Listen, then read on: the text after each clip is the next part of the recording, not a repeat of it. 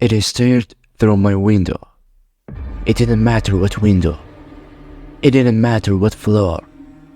At night, that horrified smiling face stared back, and it waited for something I didn't know what I was afraid. To find out, I first tried calling the police, thinking it was some stalker. The police came, and they saw nothing. They left, telling me if I saw anything to call them I was. I supposed to tell them that it was still standing in the window, watching me smiling, showing its disgusting crooked teeth. I hadn't left my home in weeks. I got a call that I was fired from my job 3 days ago, and when I tried to explain what was going on, when I tried to see my boss, it wouldn't let me leave. I couldn't see it, but it was still there, even during the daytime. I was trapped by a monster that wanted something from me.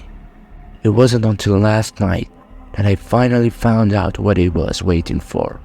It stared at me, changing rooms with me. Its wicked grin and crazy smile followed me every moment. For the first time since it started watching me, it opened its awful teeth and spoke. My stomach dropped. I didn't want to look at it, but I was so shocked, I couldn't help it. "What?" I whispered and surprised myself. I narrowed my eyes and the faint details in my face started to become a little more clear, but I started to burn like fire.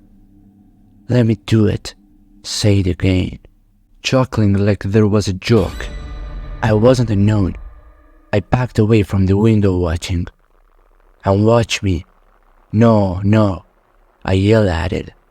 I ran, but no matter where I went, it faced hard at me with the awful laughter. I tried hiding, running into my bedroom. Its face took up the entire entity of my sliding glass door. When it spoke, its voice shook my bones. "John." Blood bloom. "Look, John." I never felt such a primal fear, such an urge to hide out a pure survival instinct. I ran into my closet, slamming the door shut. I pulled down my clothes from the hangers, hiding myself in them, like I would do as a child. The yelling stopped for a moment. There was no window to watch me through. Was it gone? After another moment of silence, I let out a small sigh of relief. I reached through the pile of clothes and from my doorknob, and just as quickly as it all stopped, it started again. My daughter started rattling uncontrollably, and I yanked my handle. It screamed for me. "Don't even look good."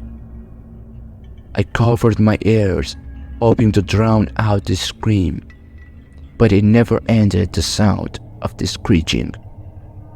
But it never ended. The sound of the screeching bled through my fingers and went on for hours.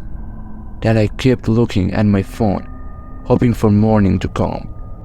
11:40 p.m. Not a single minute had passed since I locked myself in this closet. Time is no longer your friend. But good, I've been here for almost a day. Now I've been counting the seconds, the minutes, the hours to try and distract myself. But it's still there, screaming for me to let it in. 11:40 p.m. Time still isn't passed. I'm going to kill myself if this continues. I can break off a hanger and just jab it into me. Would be so much faster than waiting I had. It already gripping. It tied in my hands. I can't handle this much longer. I'm going insane. But it stared through my window. But it screams for me through the door.